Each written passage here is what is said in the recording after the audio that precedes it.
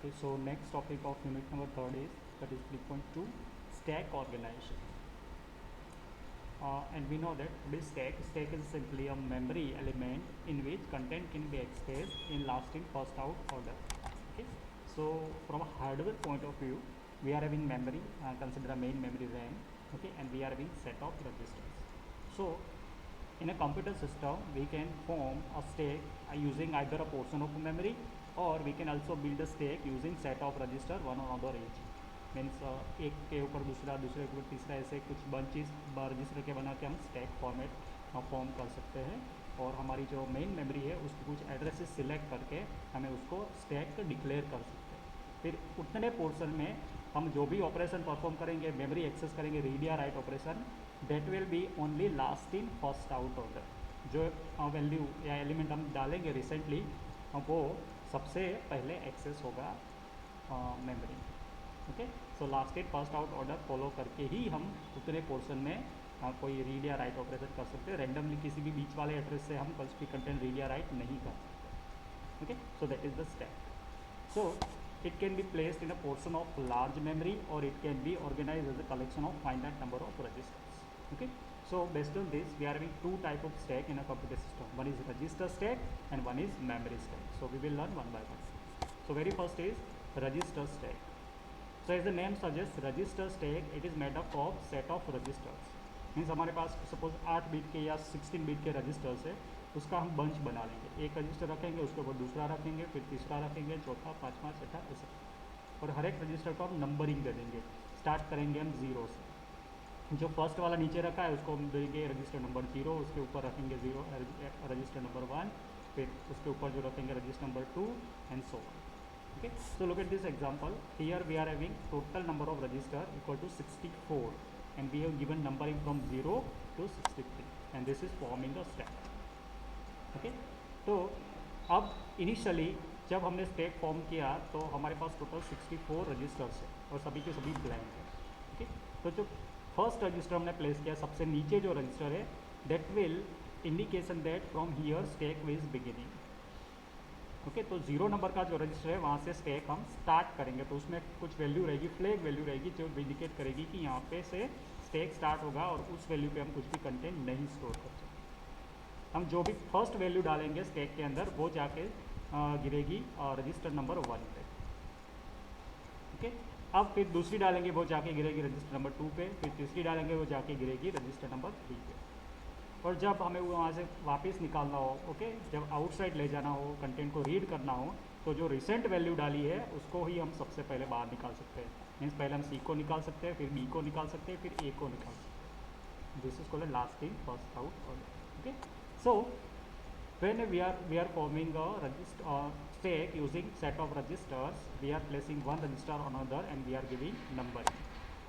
Okay, तो अभी currently कौन से रजिस्टर पे कंटेंट स्टोर हुआ है, तो that will be top of stack. और वो रजिस्टर का नंबर स्टोर करने के लिए हम एक और रजिस्टर यूज़ करेंगे, that register is known as stack pointer. ये रजिस्टर क्या स्टोर करेगा कि करेंटली जिस रजिस्टर पे, जिस नंबर पे रजिस्टर है, जिस नंबर का रजिस्टर उस पर जो रिसेंट कंटेंट स्टोर हुआ है उस रजिस्टर का नंबर ये स्टोर करेगा। फॉर एग्जांपल यहाँ पे रिसेंट कंटेंट हमारा है सी, जो कि रजिस्टर नंबर 3 पे है, तो ये स्टोर करेगा 3। और जैसे ही हम एक और एलिमेंट इसके अंदर डालेंगे, सपोज वो नया एलिमेंट स्टोर डालेंगे, हाँ, whenever we are inserting any element in stack, that is called stack push operation. And whenever we are reading any element from the stack and outward the stack, that is called pop operation.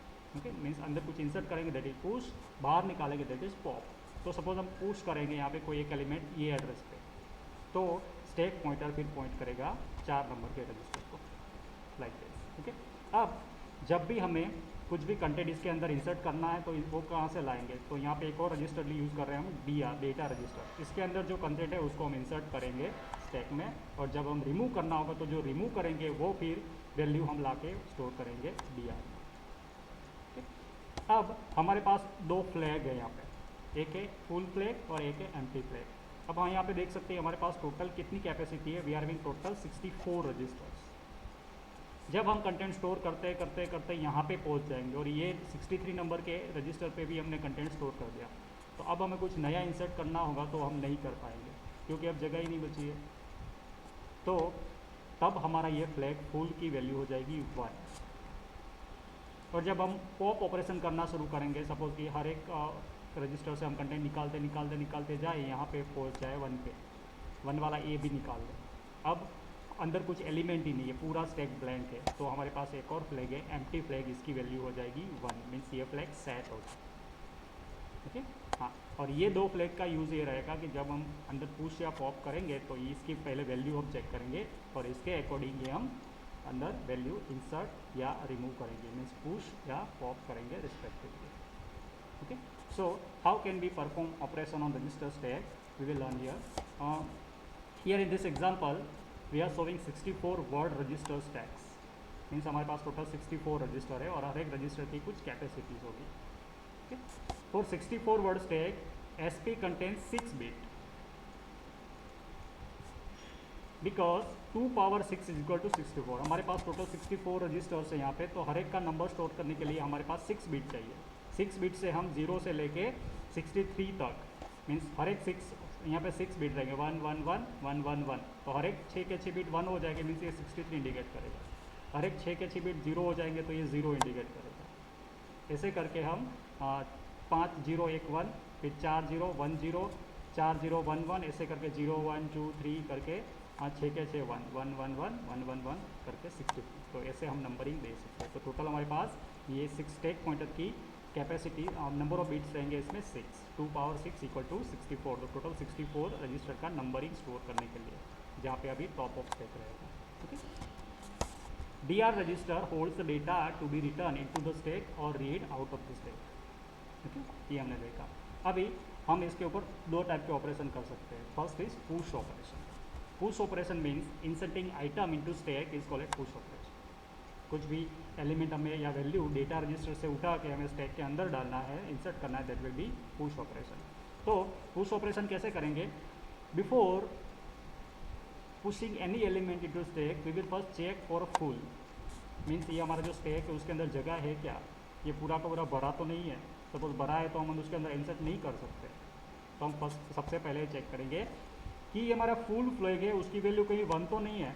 1 है तो मतलब ये भरा हुआ, तो हम कुछ नहीं डाल सकते। यदि इसकी वैल्यू 0 है, ये फ्लैग हमारा रीसेट है, तभी हम इसके अंदर कुछ वैल्यू स्टोर कर सकते हैं। ठीक है, तो we will check if full is equal to 0 means stack हमारा फुल नहीं है अभी, तभी हम अंदर कुछ वैल्यू डाल सकते हैं। और वैल्यू डालने से पहले हम क्या करेंगे, करंट जो स्टैक पॉइंटर है उसकी वैल्यू +1 करेंगे। मीन्स सपोज यहाँ पे अभी 3rd नंबर के रजिस्टर पे कुछ वैल्यू है, हमारा स्टैक पॉइंटर पॉइंट कर रहा है 3rd पे, तो पहले हमने चेक कर लिया कि ये रजिस्टर फुल तो नहीं है, क्योंकि इस फ्लैग की वैल्यू 0 मिल गई हमें, फुल तो नहीं है। अभी हम इंसर्ट कर सकते हैं, तो इंसर्ट कहाँ पे करना है, ये एड्रेस पे, तो हम इसकी वैल्यू +1 कर देंगे। तो SP = SP +1 करेंगे, तो अभी करंटली ये 3 को पॉइंट कर रहा था, अभी ये पॉइंट करेगा 4 को, और फिर उस 4 पे हम वैल्यू डाल देंगे। So first we will increment stack pointer and then we will store content of data register on the address specified by SP, means जो हमारा मेमोरी मीन्स यहाँ पे स्टैक रहेगा उसके SP मीन्स 3rd अभी 4 हो जाएगा, +1 करके 4th इंडेक्स पे हम डाल देंगे डेटा रजिस्टर। और फिर हम चेक करेंगे कि ये डालने के बाद हमारा स्टैक पूरा भर तो नहीं गया। Okay, if stack pointer is equal to highest address, मान लो कि सपोज यहाँ पे 63 पे पहुँच गया अभी वैल्यू डालने के बाद, तो हम हमारा जो ये फ्लैग है इसको सेट कर देंगे, इसकी वैल्यू 1 कर देंगे। Okay, so this is push operation. And next is pop operation, means deleting item of the stack is called pop operation. तो सबसे पहले हम चेक करेंगे if empty flag is equal to 0, means हमने यहाँ पे देखा कि हमारे पास एक और फ्लैग है empty।